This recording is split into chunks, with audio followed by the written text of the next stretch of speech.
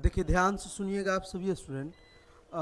BSc mathematics part 2 के paper 2 में जो है पेपर 2 के ग्रुप सी में क्या पढ़ना है, कोऑर्डिनेट ज्योमेट्री पढ़ना है। क्या पढ़ना है? हाँ, कोऑर्डिनेट ज्योमेट्री। ग्रुप सी में क्या पढ़ना है? Coordinate geometry. और ग्रुप डी में क्या पढ़ना है? 3D पढ़ना है। ठीक है, तो 3D को स्टार्ट कर चुके हैं और आज स्टार्ट करेंगे ग्रुप सी में कोऑर्डिनेट ज्योमेट्री, जिसको हम लोग शॉर्ट में कहते हैं 2D। क्या कहते हैं? 2D। बात समझ गए ना?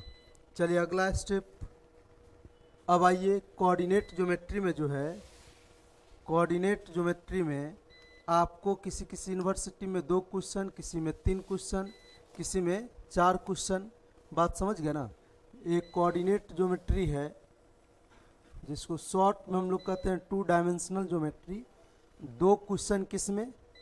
इन MU, PPU, VKS, Bhagalpur university और जेपी यूनिवर्सिटी। ठीक है और 3 क्वेश्चन जो है आपको पीयू में पूछा जाएगा, Nalanda open university, Bihar university जिसको BRABU कहते हैं, और BNMU यूनिवर्सिटी, और एक इसमें छूट गया है पूर्णिया यूनिवर्सिटी। ठीक है, और 4 क्वेश्चन इन मिथिला यूनिवर्सिटी। चूँकि 4 क्वेश्चन इससे इसलिए रहता है चूँकि मिथिला यूनिवर्सिटी में जो है 3 ही पेपर पढ़ना है पेपर 2 में। पहला है हायर ट्रिगोनोमेट्री, दूसरा है 2D और तीसरा है 3D। तो 4 तिहाई 12, तीनों से 4-4 क्वेश्चन पूछा जाता है। बात समझ गए ना? अब इसके अंदर आइए, चैप्टर फर्स्ट में जो है आपका polar equation of conic section. क्या? Polar equation of conic section. दूसरा है आपका standard equation of parabola, ellipse और हाइपरबोला। कोनिक सेक्शन के अंदर ये तीनों टॉपिक आ जाता है। कौन कौन? पैराबोला, इलिप्स और हाइपरबोला। उसके बाद आइए general equation of conic section. उसके बाद इक्वेशन ऑफ टेंजेंट,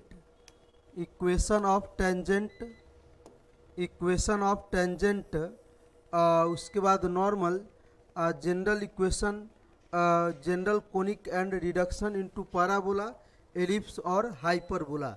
जैसे आप लोग पैराबोला का जनरल इक्वेशन पढ़े थे ना, y² = 4x, फिर इलिप्स का, फिर हाइपरबोला का, उसी प्रकार से उस पर स्टडी करना है। ठीक है, उसके बाद उसी का कोड ऑफ कंटेक्ट, पोल। उसके बाद polar pair of tangent equation of कोड whose middle point is given, general conic and reduction into parabola, ellipse and hyperbola. छठा चैप्टर का नाम है सिस्टम ऑफ सर्किल, जो कि इसी 4 यूनिवर्सिटी में पूछा जाता है, बिहार यूनिवर्सिटी, VKS, BN और एक पूर्णिया। समझे कि नहीं? इसी 4 यूनिवर्सिटी में इस टॉपिक को पूछा जाएगा। और 7वां चैप्टर जो है कनफोकल कोनिक, जो मिथिला और जेपी में पूछा जाएगा। ठीक है, ये यहाँ तक पहले हम पढ़ा देंगे आप लोग को। उसके बाद ये जो जिसको पढ़ना होगा उसको बाद में पढ़ाएंगे। बात समझ गए ना?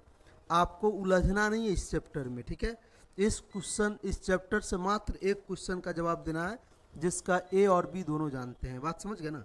जिस ग्रुप में A होगा इससे मात्र एक ही क्वेश्चन का जवाब देना है, जिसका A और B दोनों जानते हैं। बात समझ गए ना?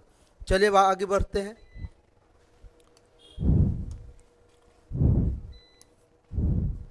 लिखिएगा, चैप्टर हम फर्स्ट स्टार्ट कर रहे हैं। चैप्टर फर्स्ट में आपका है definition, formula and important result. समझे? Definition, formula and important result. तो आप लोग पढ़े होंगे, स्लोप के बारे में पढ़े थे। किसी स्ट्रेट लाइन का स्लोप 2-3 प्रकार से निकाला जाता है। कोई लाइन अगर एक्स एक्सिस के साथ थीटा एंगल बनाता है, उसका स्लोप कैसे निकालते हैं। जब कोई लाइन एक पॉइंट से पास करता है, उसका स्लोप कैसे निकालते हैं। जब कोई पॉइंट 2 पॉइंट से पास करता है तो उसका स्लोप हम लोग किस प्रकार से निकालते हैं, आप लोग को पता होगा, लोअर क्लास में पढ़े होंगे, है ना? लेकिन फिर भी यहाँ पे आपको जानकारी रखना आवश्यक है। देखिएगा, स्लोप या उसी का नाम दूसरा है ग्रेडियंट। किसका निकालना है ग्रेडियंट? किसी स्ट्रेट लाइन का। मान गए यह एक्स एक्सिस है, यह एक्स एक्सिस है और यह वाई एक्सिस है। बात समझे कि नहीं? और यह लाइन ए बी जो है एक्स एक्सिस के साथ कितना एंगल बना रहा है, थीटा एंगल। तो देन इस एंगल का tan जो होता है इस लाइन का स्लोप होता है। क्या होता है? इस एंगल का tan इस लाइन का क्या होता है बताइए, स्लोप होता है। बात समझ गए ना? तो वही if a straight line A B makes an angle theta positive direction of x axis then tan theta is called slope या gradient that of line A B and is denoted by a small m। ठीक है, अगर कोई लाइन किसी positive side of x axis से theta angle बनाता है तो उस एंगल का tan उस लाइन का स्लोप कहलाता है और उस स्लोप को हम लोग स्मॉल m से डिनोट करते हैं। ठीक है, देयर फॉर स्मॉल m बराबर क्या हो गया, tan थीटा। मान गए अगर slope of x axis is, x axis का स्लोप एक्स एक्सिस के साथ कितना एंगल बनाएगा, 0, तो tan 0 क्या होगा, 0। तो इस एक्स एक्सिस का स्लोप किसी भी लाइन का स्लोप मतलब उसी के कंसाइड कर जाता है तो उसका स्लोप क्या होता है, 0 होता है। एज लाइक एक्स एक्सिस का स्लोप जो होगा एक्स एक्सिस के साथ 0 होगा, लेकिन वाई एक्सिस का स्लोप एक्स एक्सिस के साथ कितना होगा, tan 90 डिग्री। तो tan 90 डिग्री कितना होता है, इन्फिनिटी, है ना। तो इसका स्लोप क्या हो जाएगा, वाई एक्सिस का स्लोप एक्स एक्सिस के साथ इन्फिनिटी होगा। ठीक है, अब आगे बढ़ते हैं। उसके बाद है intercept of a line on x axis and y axis. Intercept on a line on x axis and y axis, बात समझ गए ना। तो कोई लाइन जो है देखिएगा, एक लाइन जो है एक्स एक्सिस के ए पॉइंट पर और वाई एक्सिस के बी पॉइंट पे मिलता है, बात समझे कि नहीं। तो ओ से ए तक को हम लोग कहेंगे एक्स इंटरसेप्ट, ओ ए को क्या कहेंगे, एक्स इंटरसेप्ट, जो ओ ए बराबर क्या है, ए है। और ओ बी को हम लोग कहेंगे वाई इंटरसेप्ट, जो ओ बी बराबर क्या है, स्मॉल बी है। तो देखिएगा, if a line meets x axis at point A, y axis at point B, तो then O A is called intercept on x axis. O A को क्या कहेंगे, इंटरसेप्ट कहेंगे ऑन एक्स एक्सिस पर, O B को उस line का intercept कहेंगे। ए बी का इंटरसेप्ट एक्स एक्सिस पर क्या है, ओ ए है, और ए बी का इंटरसेप्ट वाई एक्सिस पर क्या है, ओ बी है। बात समझे कि नहीं। तो O B is called intercept on y axis, A B is called portion of the line intercepted between the axis.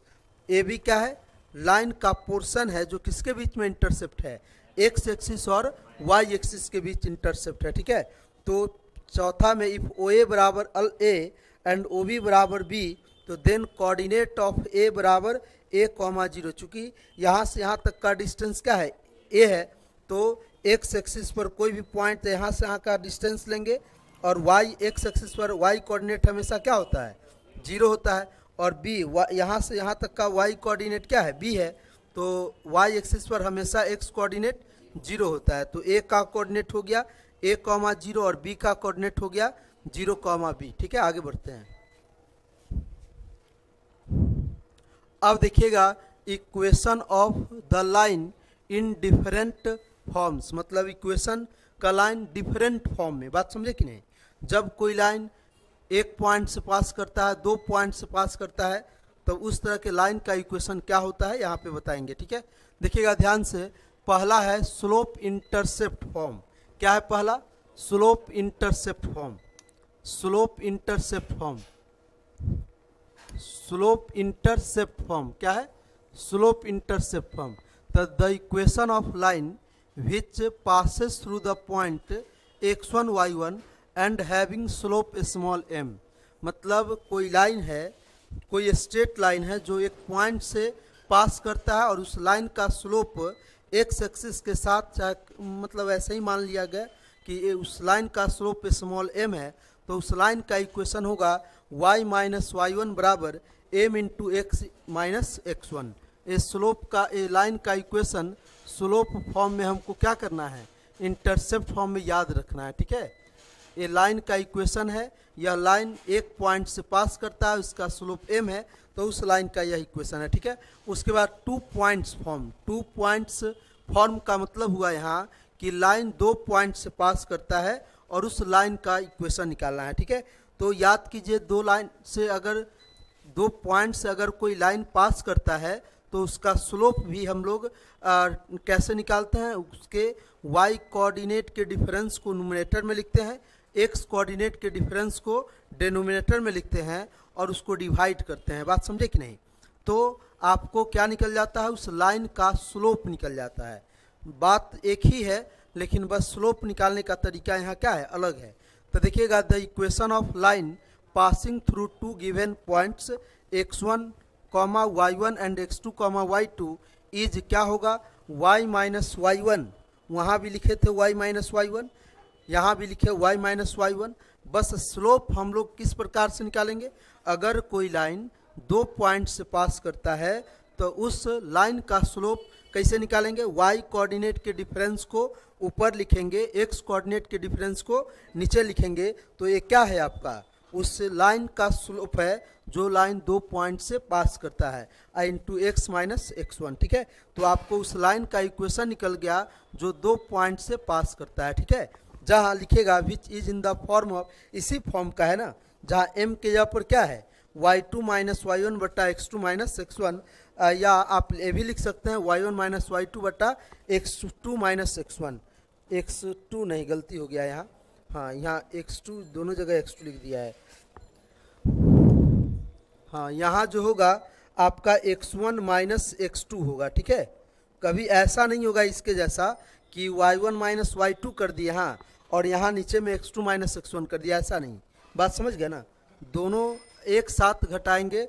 अगर y कोऑर्डिनेट को घटाते हैं, पहले y1 y2 लिखते हैं तो नीचे भी x1 x2 ही लिखेंगे। ठीक है, डिफरेंस ऑफ y कोऑर्डिनेट बटा डिफरेंस ऑफ x कोऑर्डिनेट। चलिए आगे बढ़ते हैं। चलिए उसके बाद स्लोप इंटरसेप्ट फॉर्म, मतलब स्लोप इंटरसेप्ट फॉर्म कैसे, कोई लाइन जो है एक्स एक्सिस के साथ थीटा एंगल बनाता है और यहाँ से यहाँ तक का डिस्टेंस, यहाँ से यहाँ तक का डिस्टेंस क्या है, c है, और इस लाइन का स्लोप m बराबर क्या है, tan थीटा है। बात समझे कि नहीं? तो the equation of line with slope small m बराबर tan theta and cut off intercept OQ बराबर c on positive side of y axis is y बराबर mx प्लस c। तो y बराबर mx प्लस c को हम भी straight line का equation ही कहेंगे, लेकिन किस फॉर्म में, स्लोप इंटरसेप्ट फॉर्म में। बात समझ गए ना? उसके बाद स्लोप इंटरसेप्ट फॉर्म, दोनों एक ही है।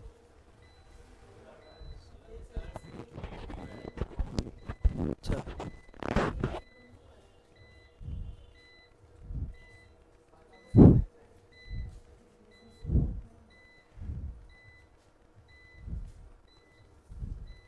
स्लोप इंटरसेप्ट फॉर्म ठीक है, ये आपका इंटरसेप्ट फॉर्म है। ठीक है, यहाँ पर स्लोप नहीं होगा, समझ गए ना? चलिए अब देखिएगा, the equation of straight line which cut off intercept a and b on x axis and y axis, मतलब यह लाइन एक्स एक्सिस पर ओ ए इंटरसेप्ट और वाई एक्सिस पर ओ बी इंटरसेप्ट बनाता है। तो इस लाइन का इक्वेशन होता है x by a plus y by b is equal to 1 होता है। ठीक है, उसके बाद नॉर्मल फॉर्म, यहाँ पे स्लोप नहीं होगा जी। नॉर्मल फॉर्म में क्या होगा, the equation of line A B in which length of perpendicular from origin to line is O N बराबर capital P and normal O N makes an angle alpha with positive direction of x axis, मतलब यह line intercept form में है और यहाँ से यहाँ तक का परपेंडिकुलर डिस्टेंस स्मॉल पी या कैपिटल पी है, और यह नॉर्मल जो है आपका एक्स एक्सिस के साथ कितना एंगल बनाता है, अल्फा एंगल। तो उस लाइन का इक्वेशन होता है x cos alpha plus y sine alpha बराबर स्मॉल पी। इसको हम लोग कहते हैं नॉर्मल फॉर्म। क्या कहते हैं?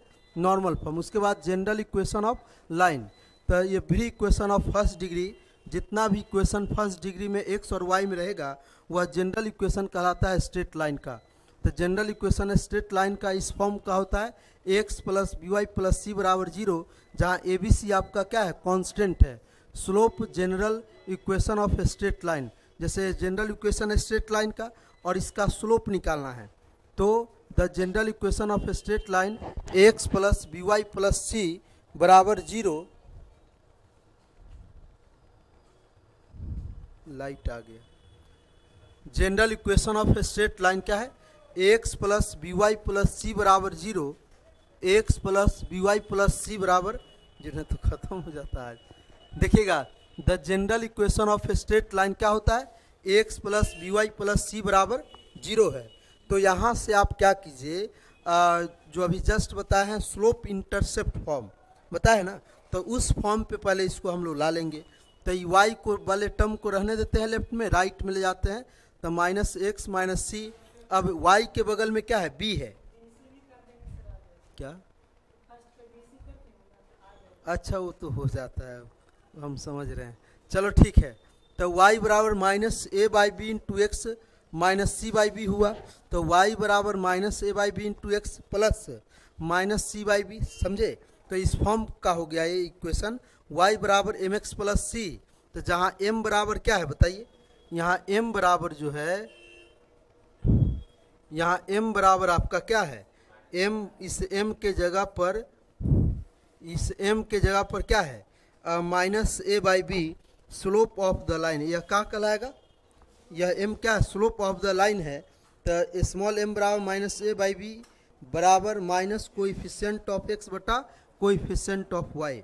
अगर आपको जनरल इक्वेशन स्ट्रेट लाइन का दिया रहे और उस लाइन का स्लोप निकालना रहेगा तो लिखेंगे माइनस कोएफिशिएंट ऑफ x बटा कोएफिशिएंट ऑफ y, ठीक है, समझ गए ना। चलिए तो hence slope of a line x plus y b y plus c बराबर 0 बराबर क्या 0 इज m बराबर क्या होगा माइनस ए बाई बी बराबर माइनस कोएफिशिएंट ऑफ x बटा कोएफिशिएंट ऑफ y। चलिए आगे बढ़ते हैं। अब देखिएगा एंगल बिटवीन टू लाइंस, दो लाइन के बीच का एंगल क्या है, मतलब angle between two lines m1 and m2। ध्यान से सुनिएगा, दो लाइन है, दो लाइन एक्स एक्सिस के साथ थीटा, दो लाइन है, दो लाइन के बीच का एंगल कितना है, थीटा है, और दोनों लाइन का स्लोप पता है, क्या है, दोनों लाइन का स्लोप पता है, और दोनों लाइन के बीच का हमें एंगल निकालना है। ध्यान से सुनिएगा, दो लाइन दिया हुआ है, दोनों लाइन का क्या दिया हुआ है, स्लोप दिया हुआ है, बात समझ गए ना, और दोनों लाइन के बीच का एंगल यहाँ मान लिए थीटा। तो देयरफॉर tan थीटा बराबर plus minus m1 minus m2 बटा 1 प्लस m1 इंटू m2 लिखेंगे, क्या लिखेंगे, m1 minus m2 by 1 plus m1 into m2। कैसे होता है तो हम बता देते हैं। जैसे मान गए जो थीटा m1 और m2 जो स्लोप है ना, चाहे थीटा जो निकालिएगा, तो मान गए एक लाइन है जो एक के साथ थीटा 1 और दूसरा लाइन एक एक्सिस के साथ थीटा 2, तो बड़ा में से छोटा को घटाएंगे तब ना बीच का एंगल निकलेगा। तो वही एंगल को हम लोग का मान लिए थीटा मान लिए। जैसे मान गए, ध्यान से सुनिएगा जरा, हम बता देते हैं यहाँ पे, ऐसा इसलिए हो गया m1 माइनस m2 इसलिए लिखा गया क्योंकि m1 माइनस m2 इसलिए होगा, नीचे प्लस इसलिए होगा, इसके कारण होगा। देखिएगा, मान गए यह लाइन है, ठीक है, और एक लाइन ए है, ठीक ना, तो इसके बीच का एंगल मान लेते हैं थीटा फाई 1 और इसके बीच का एंगल मान लेते हैं फाई 2। तो बीच का एंगल निकालना है तो क्या होगा जी, फाई 2 माइनस फाई 1, समझे कि नहीं। तो हमेशा बीच का डिफरेंस निकालना होगा तो बड़ा में से क्या करते हैं, छोटा को घटाते हैं। तो यहाँ पे हम लोग फाई 2 माइनस फाई 1 को क्या मान लिए, थीटा मान लिए। दोनों लाइन के बीच का एंगल क्या है, थीटा है। तो यहाँ पे tan थीटा बराबर, अब यहाँ m1 minus theta phi 2 minus phi 1 है, इसलिए अब इस एंगल का tan फिर इस एंगल का tan, अरे समझ रहे हैं ना भाई। तो एंगल का जो tan होता है वो किसको रिप्रेजेंट करता है, स्लोप को रिप्रेजेंट करता है। तो यहाँ क्या लिखेंगे, मान गए पहले यही लिख लीजिए, कोई फर्क नहीं पड़ता है, यहाँ प्लस माइनस दिया हुआ है, बात समझ गए ना। तो tan phi 1 minus tan phi 2, तो tan फाई 1 को हम लोग मान लिए m1 और tan फाई 2 को मान लिए m2, अरे बात समझ रहे हैं ना। तो याद रखिएगा tan थीटा बराबर क्या होगा, plus minus m1 minus m2 बटा 1 प्लस m1 इंटू m2, याद रहेगा ना जी, अरे बोलो। चलिए आगे बढ़े, चलिए अब देखिएगा ध्यान से। the two lines having slope m1 and m2 are parallel to each other। अगर दो लाइन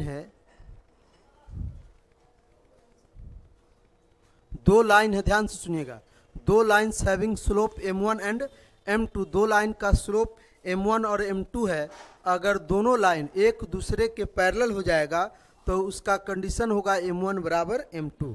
अगर दोनों लाइन एक दूसरे के परपेंडिकुलर होगा तो दोनों के स्लोप का प्रोडक्ट किसके बराबर होगा, -1 के बराबर। इसे पढ़े होंगे आप लोग। उसके बाद length of perpendicular from given point on a line, ये बहुत इंपॉर्टेंट फार्मूला है। ये आपका एक पॉइंट है और इस पॉइंट का कोऑर्डिनेट दिया हुआ है अल्फा कॉमा बीटा। क्या दिया हुआ है, अल्फा कॉमा बीटा। और इस स्ट्रेट लाइन का जनरल इक्वेशन है, स्ट्रेट लाइन का x plus b y plus c बराबर 0। ध्यान से सुनिएगा जी।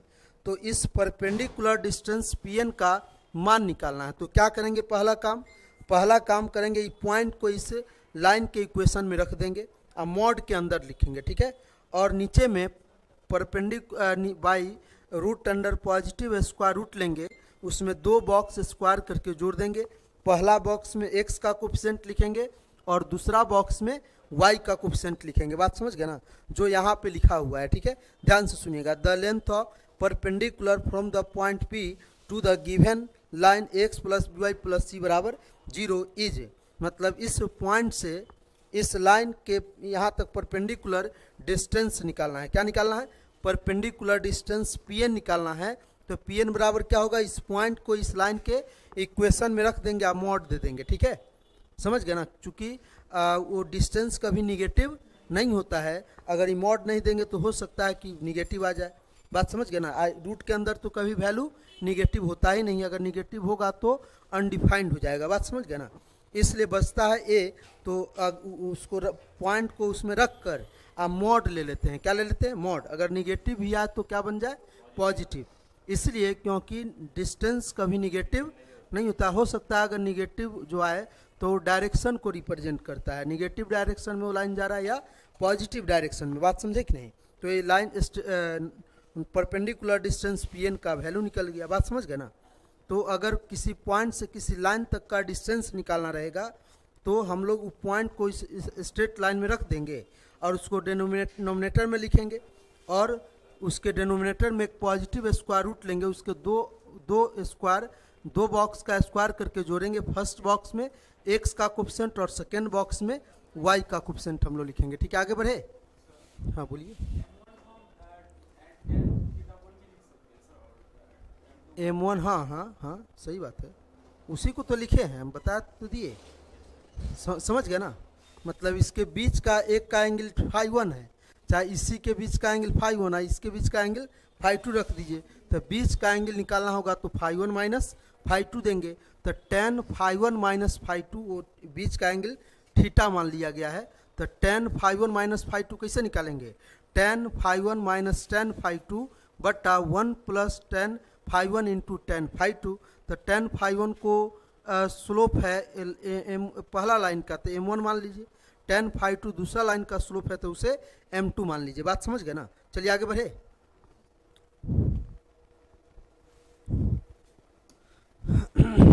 चलिए उसके बाद जो है कोनिक सेक्शन, ये बहुत इंपॉर्टेंट रिजल्ट है। कोनिक सेक्शन, मान गए कोई पार्टिकल एक कर्व पे चल रहा है, समझे। तो मान लिया ये कर्व है, समझे कि नहीं, और ये कर्व है, कर्व पर कोई पॉइंट लेंगे और ये जो है इस कर्व का जो है फिक्स पॉइंट है जिसको हम लोग फोकस कहेंगे। तो यहाँ पर पार्टिकल चल रहा है, मानेंगे पार्टिकल का पोजीशन यहाँ है, ठीक है, P है। तो P से हम इस लाइन पर डायरेक्ट्रिक्स इसको कहते हैं, क्या कहते हैं, फिक्स्ड लाइन है, इसको चेंज नहीं कर सकते हैं, समझे कि नहीं। तो फिक्स्ड लाइन को हम लोग क्या कहते हैं, डायरेक्ट्रिक्स कहते हैं। तो ये पॉइंट लिए, मान गए पार्टिकल का पोजीशन P है, तो P से फिक्स्ड लाइन पर परपेंडिकुलर ड्रॉ किए। फिक्स्ड लाइन पर हम लोग क्या किए, परपेंडिकुलर ड्रॉ किए, सॉरी,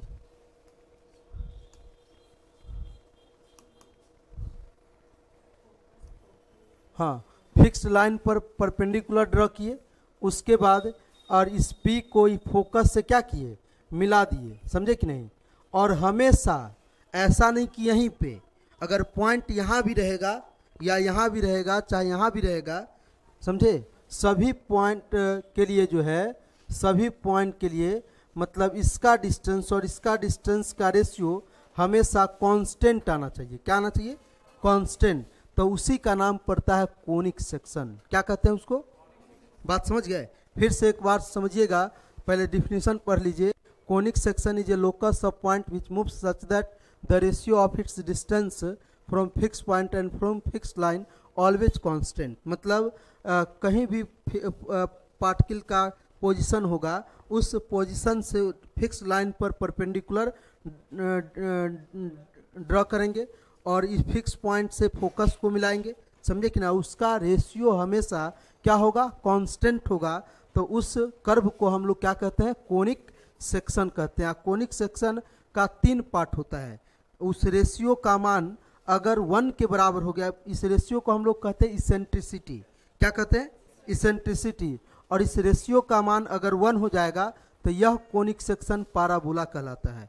अगर यह कोनिक सेक्शन का रेशियो अगर ई का मान अगर 1 से छोटा हो जाता है तो यह कोनिक सेक्शन इलिप्स कहलाता है। अगर इस रेशियो का मान ई का मान अगर 1 से बड़ा हो जाता है तो यह कोनिक सेक्शन आपका हाइपरबोला कहलाता है। ठीक है, कोनिक सेक्शन का नाम जब भी आएगा उसमें 3 चीज होता है, पाराबोला, हाइपरबोला और इलिप्स, या पाराबोला, इलिप्स और हाइपरबोला। बात समझ गए ना।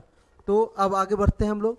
तो PS बाई PM मतलब फिक्स पॉइंट से यहाँ तक का डिस्टेंस, मतलब डायरेक्ट्रिक्स पर जो परपेंडिकुलर ड्रॉ किए हैं, और फिक्स पॉइंट से फोकस तक का डिस्टेंस का रेशियो यही है ना, बताइए। PS बट्टा PM हमेशा और हमेशा क्या होना चाहिए? कांस्टेंट।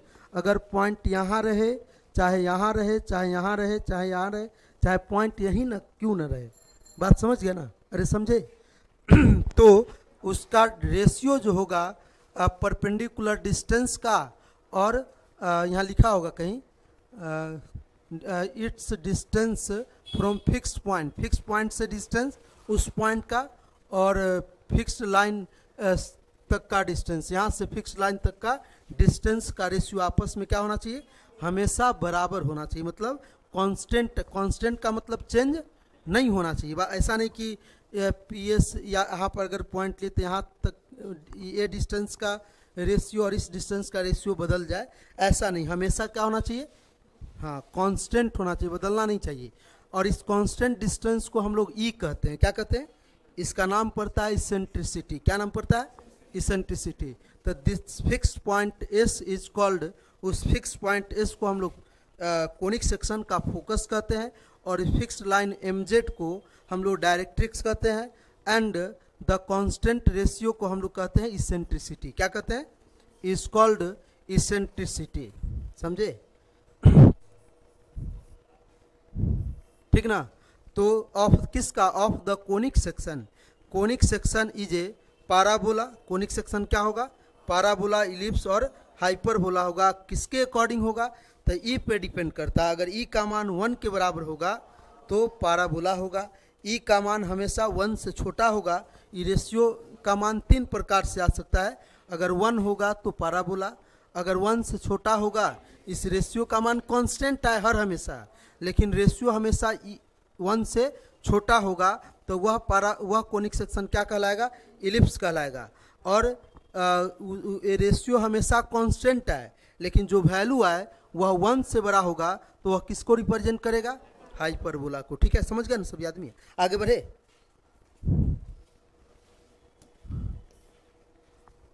आगे बढ़े, चलिए अब लिखिएगा अब some definition of conic section. Some definition of conic section. Some definition of conic section. Some definition of conic section. ध्यान से सुनिएगा। एक्सिस किसको कहते हैं? तो जो SZ था, नहीं था, MZ समझ रहे हैं ना, डायरेक्ट्रिक्स। MZ और S क्या था? फिक्स्ड पॉइंट था जिसको हम लोग फोकस कहे हैं, है ना। तो S और Z, समझे? SZ थ्रू फोकस S, कोई भी लाइन फोकस से पास करता है तो उस लाइन को, उस कोनिक सेक्शन का हम लोग क्या कहते हैं? एक्सिस कहते हैं। The line SZ through focus S and perpendicular to direct उस लाइन पर परपेंडिकुलर होगा डायरेक्ट्रिक्स, मतलब कोई भी लाइन एक फिक्स कोई भी लाइन जो लाइन फिक्स पॉइंट एस से पास करता है उस लाइन पर अगर डायरेक्ट्रिक्स परपेंडिकुलर है तो उस लाइन एस जेड को हम लोग क्या कहेंगे, उस कोनिक सेक्शन का एक्सिस कहेंगे। क्या कहेंगे? हाँ चलिए देखिएगा, vertex the point of intersection of the axis and conic section. देखिए ना, जहाँ पे आपका हम आगे बढ़ रहे हैं,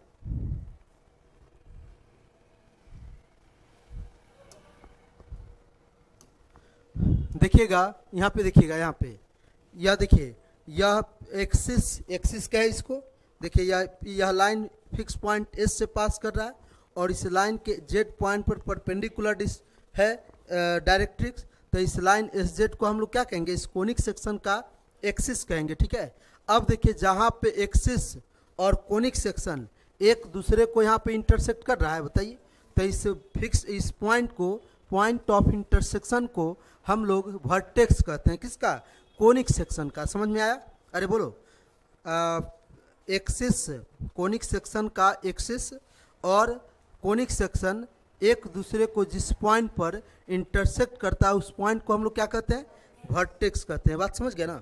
चलिए, तो वही यहाँ पे समझाया कि the point of intersection of axis and conic section is called vertex of the conic section.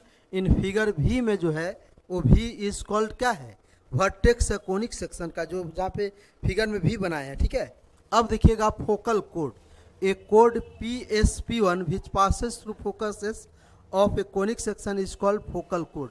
कोई भी कोड अगर फोकस से पास करता है उसको हम लोग क्या कहते हैं, फोकल कोड कहते हैं। लेकिन वही फोकल कोड, यहाँ पे गलती बना दिया है, वही फोकल कोड अगर एक्सिस एस से पास करे और उसके एक्सिस के परपेंडिकुलर होगा तो उसको सबसे बड़ा फोकल कोड कहेंगे और उस फोकल कोड को हम लोग लेटस रेक्टम कहते हैं, जिसे हम लोग 2L से डिनोट करते हैं। क्या? किससे?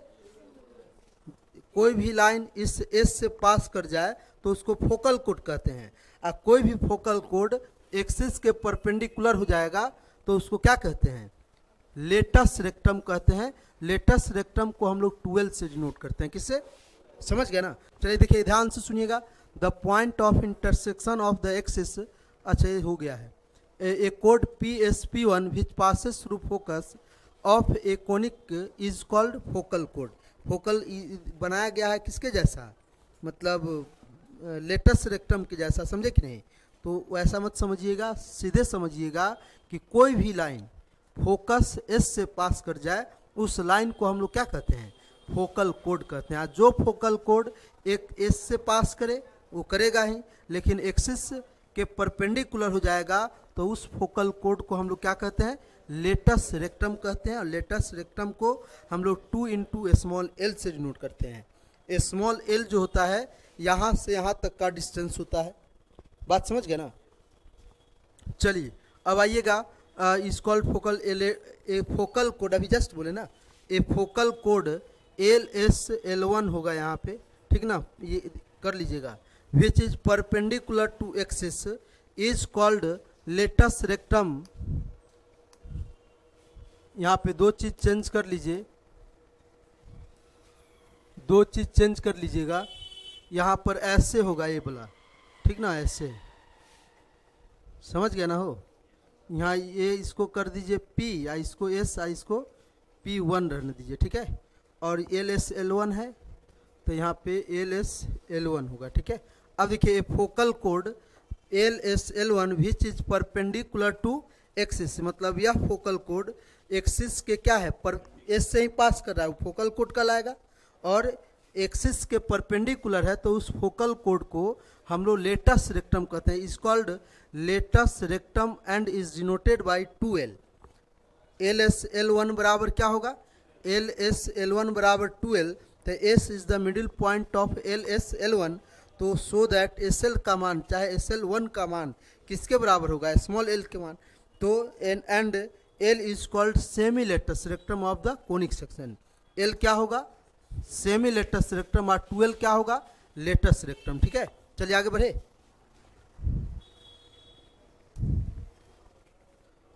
तो लास्ट है पोलर कोऑर्डिनेट, बहुत इंपॉर्टेंट है, आप लोग को शायद पढ़ाया भी है। पोलर कोऑर्डिनेट है ना, मान गए कोई कर्व है और वह कर्व क्या है, पोलर कर्व है। उस कर्व के इक्वेशन में आर और थीटा कल ही तो पढ़ाए थे जी। तो वहाँ 3D था, यहाँ 2D था, यहाँ आर और थीटा है, वहाँ आर थीटा फाई है, समझे कि नहीं। तो जिस कर्व के इक्वेशन में आर और थीटा कंटेन करता है उस कर्व को हम लोग पोलर कर्व कहते हैं।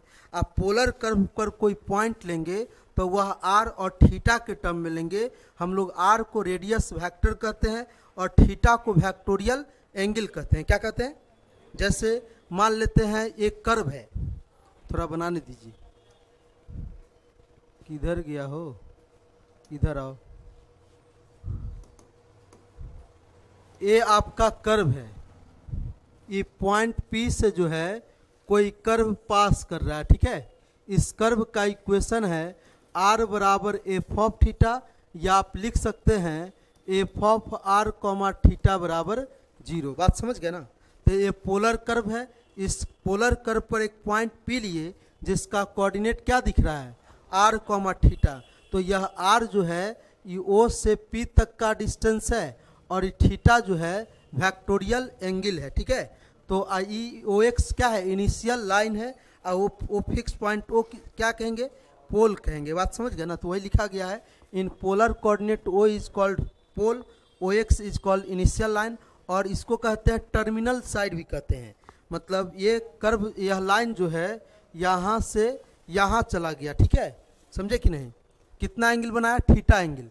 तो the polar coordinate of any point P is written as r comma theta, जहाँ r बराबर क्या है, OP है, जिसको हम लोग रेडियस वेक्टर कहेंगे, और थीटा को क्या कहेंगे, थीटा क्या है, कोण POX बराबर क्या है, थीटा है, और इसका नाम पड़ता है वेक्टोरियल एंगल, ठीक है। तो आज इतना ही तक रहने दीजिए। अगले क्लास में सुनो, अगले क्लास में आप लोग general equation of conic section को पढ़ के आइएगा। वो फार्मूला होता था L बाई आर बराबर 1 प्लस ई कॉस थीटा, समझे कि नहीं। ये जनरल इक्वेशन है कोनिक सेक्शन का। इसके प्रूफ को जो है आप लोग अच्छे से पढ़ के आइएगा। अगले क्लास में इसको हम लोग प्रूफ करेंगे, और ये PDF आप लोग के ग्रुप में भेज देते हैं। सभी आदमी आप लोग अच्छे से लिख लीजिएगा, वीडियो का लिंक भी भेज देते हैं। बात समझ गए ना।